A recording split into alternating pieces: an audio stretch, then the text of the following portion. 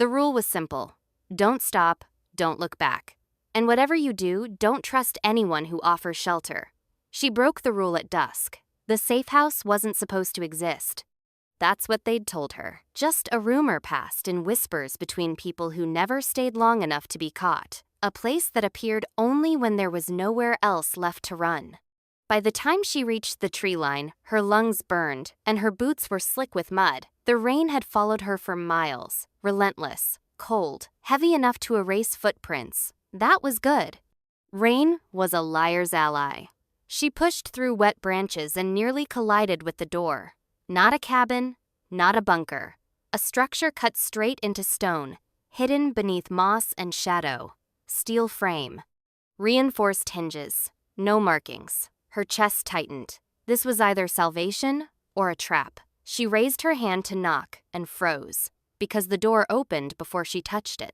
He stood there like he'd been waiting. Tall. Still. Broad shoulders wrapped in a dark jacket that had seen better days. His hair was damp from the rain, pushed back from a face that gave nothing away. Not warmth, not threat, just control.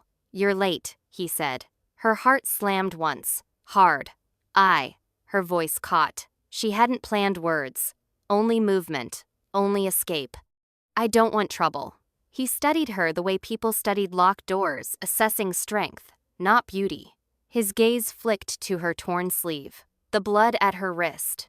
The way she kept her weight forward, ready to bolt. "You already have trouble," he replied calmly. "It's behind you." Thunder rolled. Too close. She stepped inside. The door shut with a final, echoing sound that settled deep in her bones. The safe house smelled like metal and heat. One room, one table, one narrow sleeping space, carved into the stone wall. A generator hummed softly somewhere beneath the floor. No weapons in sight. That should have comforted her. It didn't. "Sit," he said, not like an order, like a fact. She didn't. Instead, she stood near the door, fingers curled tight, counting exits that didn't exist. He noticed. Of course he did. "I won't touch you," he said suddenly. Her breath stuttered. "I didn't." "You're shaking," he continued. "That usually means people expect something." Silence filled the space between them.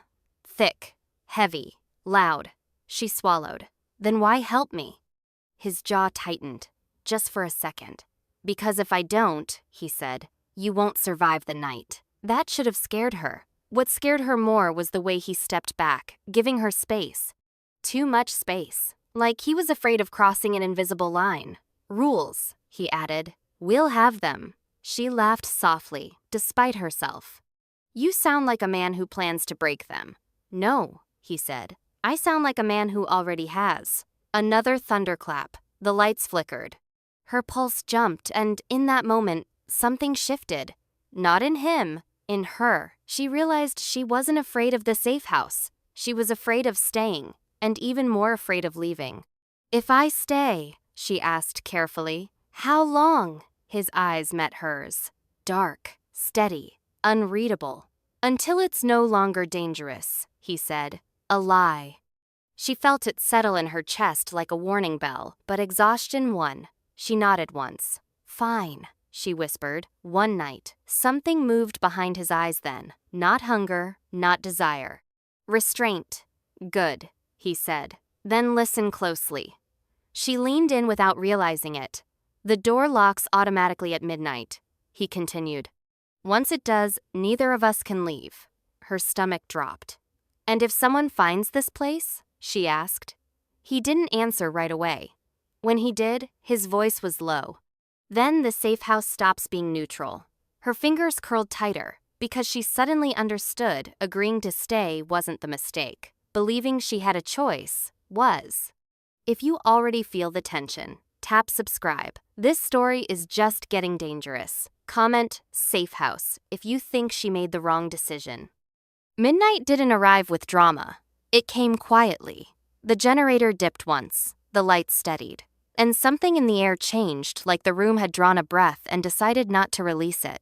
He crossed the space without warning, not toward her, but past her. His shoulder stayed a careful distance away, as if an invisible line ran between them. He reached the steel panel by the wall and pressed his palm flat against it.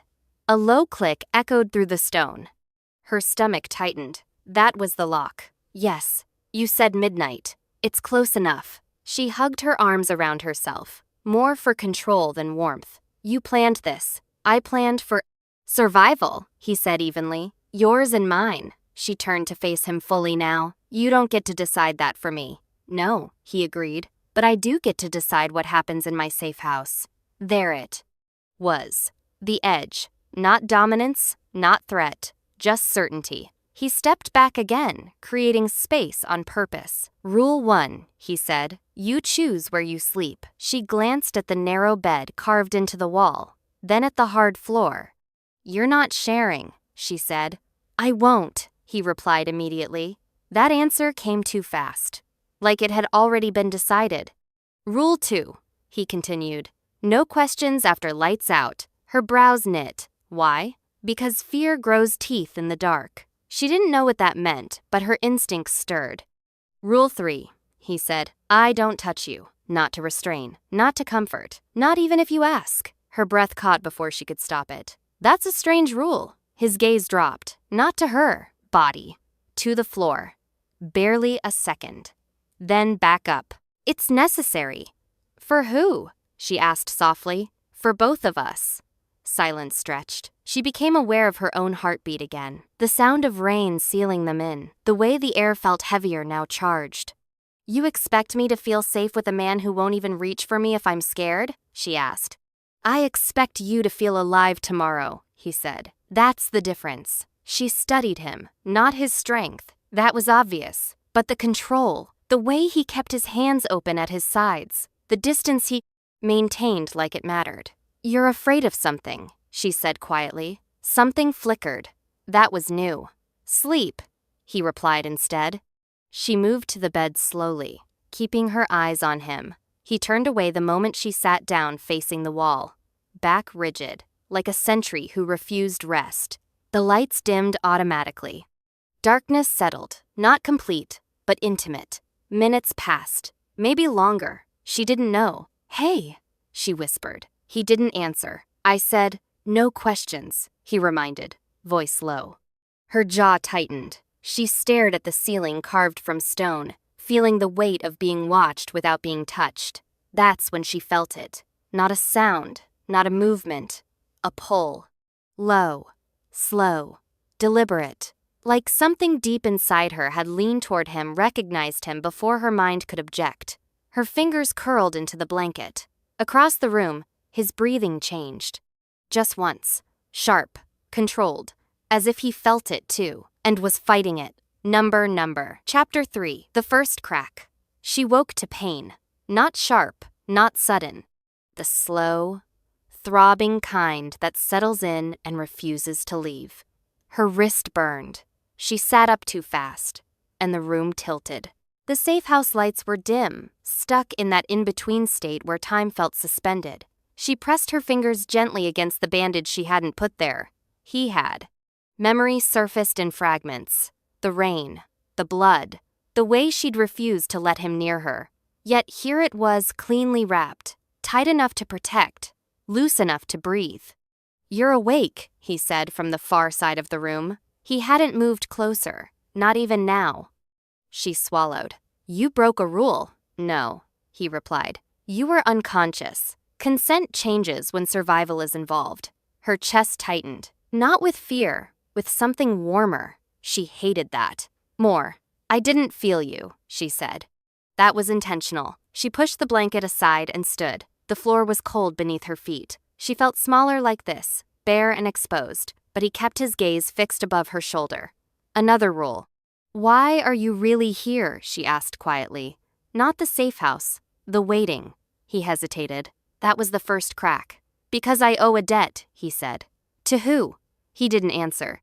A tremor ran through her wrist, and she hissed before she could stop herself. His body reacted instantly, muscles tensing. Step forward, then he stopped himself mid-motion. Hands clenched, breath held. I'm fine, she said quickly. I know, he replied. But his voice wasn't steady. She sat back down, careful this time. The silence pressed in again, but it felt different now. Heavier. Softer. I don't sleep well, she admitted suddenly. The words surprised her as they left her mouth. Every time I close my eyes, I'm back there. He turned slightly. Not fully, but enough. You don't have to explain. I know, she said. But if I don't say it out loud, it feels like it owns me. Her fingers twisted together. They told me I was expendable, that if I disappeared, it would be easier for everyone. His jaw tightened. That wasn't true, he said. You don't know that. I do. Something in his tone made her look up fully. His eyes were dark, focused not on her body, but on her face. Like he was memorizing something he wasn't allowed to keep. You survived, he continued. That alone disproves them. Her throat burned. She laughed weakly. That's a low bar. It's a real one. Another pause. Then softer. You're stronger than you think. The words hit deeper than they should have. She looked away, blinking hard. You should sleep, he said after a moment. Your body needs it. What about you? I'll stay here. You never sit, she noticed. If I sit, he said quietly, I might forget why I shouldn't lie down. That made no sense. Or too much sense. She lay back slowly, eyes still on him. The pull returned stronger now. Not demanding, just present, steady. I don't even know your name, she murmured. He didn't answer. But his breathing changed again. And somewhere deep inside her chest, something responded like a door creaking open for the first time in years. Not the bond, not yet. Just the first fracture in the wall she'd built to survive, and the terrifying sense that once it broke, there would be no going back. She noticed it in the morning. Not immediately. Not in a way that screamed danger. It was small. Too small. The Safehouse door was open. Just a crack. But enough. Her breath caught. She stood still, heart hammering, waiting for panic to take over. It didn't. Instead, something colder slid into place. Calculation. He was standing by the table, back to her, checking the generator panel. His movements were precise, controlled, the kind of movements people made when they never expected to be surprised. You opened it, she said. No, he replied. She watched his shoulders tighten. Then someone else did. No one else knows where this place is. She stepped closer, slowly. That's not what I asked. He turned then, and for the first time since she'd met him, his expression wasn't neutral. It was guarded. The lock disengages at dawn, he said. For ventilation. That's not what you said last night. Silence settled between them. Thick, heavy. She felt it again, that pull. Low and insistent. But now it came with a warning edge. You told me midnight was final, she pressed. You told me neither of us could leave. That was true, he said. Then why do you sound like you're revising the truth? His gaze dropped to her wrist. The bandage. She followed his eyes. You've been hurt before, he said quietly. By people who lied to you. Yes, she said. Which is why I'm asking you again. He exhaled slowly. Like the air itself resisted him. There are things I can't explain, he admitted. That's not an answer. It's the only one I have. She shook her head, frustration flaring. You expect me to trust a man who won't tell me who he is, won't touch me, won't even tell me why this place reacts to. Him? His head snapped up. What do you mean? She gestured toward the wall. The lights, the lock, the generator. Every time you move, every time you speak, it's like the Safehouse listens. That wasn't imagination. She knew it. His jaw clenched. You shouldn't be paying attention to that. That confirms it, she said softly. He looked away. There it was. The lie. Not spoken, but alive. You're not just hiding here, she continued. You're hiding from something. Yes, and it has something to do with me. His silence was answer enough. Her pulse raced. She took a step back, space suddenly necessary. What am I to you, she asked. His hands flexed at his sides. A responsibility. That's not comforting. I didn't intend it to be. The pull flared again, stronger now. It wrapped around her ribs, made it hard to breathe. I don't like being a secret, she said. I know, Then stop treating me like one. He met her gaze fully now, and something dangerous flickered there. Not desire, not hunger, recognition. If I tell you the truth, he said slowly, you won't be able to unfeel it. Try me. Thunder rolled again, no rain this time. The safe house lights dimmed, then steadied. His voice dropped. You're already connected to this place. Her stomach dropped. What does that mean? It means, he said, that staying here was never neutral. The room felt smaller now, closer, the walls pressing in. And you still won't tell me why? She whispered. Because, once you know, he said, the bond won't wait any longer. Her breath hitched. Bond. The word echoed inside her chest, heavy and final. She took another step back, heart racing. Then I need to leave, she said. He didn't move. You can't, he replied. The lock clicked. Not midnight, not dawn. Now. And she realized the lie wasn't just about who he was. It was about when this place would decide for them, and whether either of them would be able to stop it. The click echoed longer than it should have. Metal settling into metal. Stone answering back. Her pulse roared in her ears. You said I could leave, she whispered. I said the door would open, he replied. I didn't say it would let you go. That did it. Fear snapped clean through her chest. You planned this, she said, backing away until the wall pressed cold against her spine. You brought me here knowing this would happen. No, he said quickly, and for the first time his control cracked. I brought you here to keep you alive. You keep saying that like it excuses everything. He stopped moving altogether, his shoulders squared, not in aggression, but in resignation. You weren't supposed to feel it yet, he said quietly. Feel what? The safe house answered first. The lights dimmed, the air thickened. The low hum beneath the floor rose to a steady vibration like a heartbeat. Not hers, not his, both. She gasped and pressed a hand to her chest. The pull exploded outward, sharp and undeniable, threading through her ribs, down her spine, into her bones. It wasn't desire, it was recognition. You're doing this, she accused, voice shaking. No, he said. The bond is. Her knees weakened. She slid down the wall, breathing hard. You said it wouldn't activate. I said I was trying to stop it. Her head snapped up. Stop it? He looked at her then. Really looked. And the truth sat naked in his eyes. I'm the alpha, he said. The word landed like a strike. Not a title. A weight. The room responded instantly, lights flaring, then settling into a low, constant glow. The safe house wasn't just listening. It was obeying. You're lying, she said automatically. I wish I were. She shook her head, fighting the pull that begged her to move closer. You knew this place would bind us. Yes. And you brought me anyway. Because they were hunting you, Because if they'd found you first, you'd already be dead. Who is they? His jaw tightened. The ones who rejected you. The ones who marked you expendable. Her stomach dropped. That wasn't possible. You don't know them. I know their scent, he said.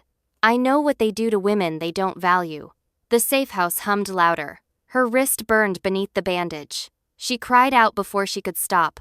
Herself. He reacted instantly, one step forward, then froze again, violently restraining himself.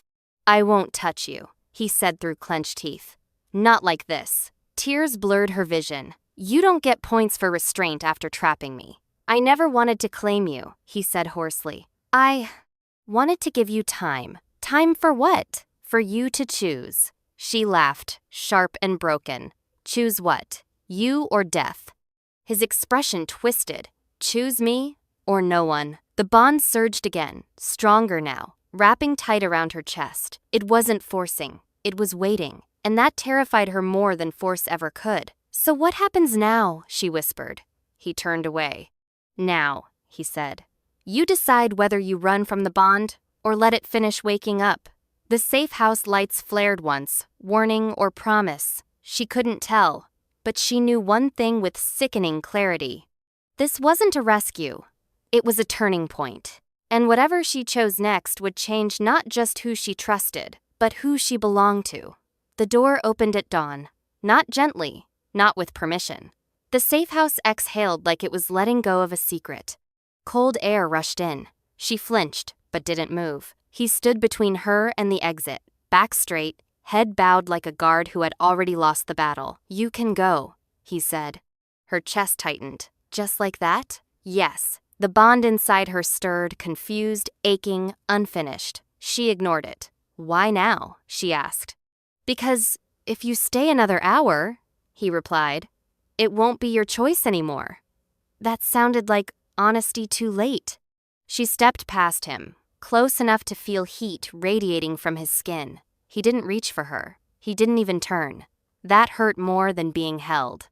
Outside, the world felt wrong. Too open, too sharp. The trees whispered in a language she almost understood. Almost. She didn't look back.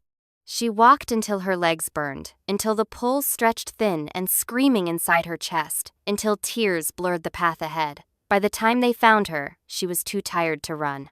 They circled quietly. Familiar faces, unfamiliar eyes. "You're alone," one of them said. "Yes," she replied. They didn't believe her. The cell they locked her in wasn't stone. It was expectation. They told her what she already feared, that she was a mistake, that the Alpha's interest proved she was dangerous, that bonds existed to be controlled, not questioned. "You were never chosen," they said. "You were caught." She curled in on herself, clutching her wrist where the bandage had come loose. The mark beneath it pulsed faintly, warm and steady. Still there, still waiting. That night, she cried for the first time since arriving in the safe house. Not because she was afraid, but because she'd almost believed him when he said she could choose. Hours passed. Days, maybe. Then silence broke. Not footsteps, a feeling. The bond shifted. Not pulling, listening. She sat up slowly. "I choose me," she whispered into the dark. The words didn't break the bond. They steadied it. And somewhere far away, something answered. Not with force, with resolve. The cell door didn't open. She did. Not with strength, with certainty. She stopped waiting for permission. She stopped hoping someone would come explain things better. She stood, pressed her palm to the cold metal, and listened, not with her ears, but with the quiet place inside her chest, where the bond lived. Still, not pulling, waiting. "You don't own me," she said aloud. The words felt real the moment she spoke them. The mark at her wrist warmed not in warning, but in agreement. She stepped back once, then kicked. Pain shot up her leg. She bit back a cry and kicked again. This time, something gave not the door, but the idea that it couldn't be challenged. The guards came running. She didn't beg. She didn't explain. She ran. The halls blurred. She moved on instinct turns she didn't remember learning. Doors she hadn't seen before. The bond didn't lead her. It followed. Outside, the night air hit her like freedom. She didn't slow until the lights were distant and the sounds of pursuit faded. Only then did she stop. Her chest heaved. She pressed her back to a tree and slid down, breathing hard. "I'm not yours," she whispered to the bond, to him, to everyone who had decided her life before she could. The pull answered steady, patient. Not command, connection. Far away, he felt it. He dropped to one knee where he stood, hand braced against stone as the bond shifted, changed. Not activated. Aligned. "She chose herself," he murmured. And for the first time since meeting her, he understood what that meant. If she returned, it would not be because she was trapped. It would be because she wanted to stand beside him. And that choice would cost him everything. The forest went quiet. Not peaceful. Alert.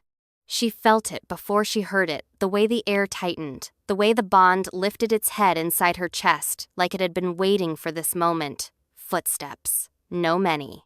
She stood slowly, heart hammering, back straight. Her body didn't shake. This wasn't fear. This was readiness.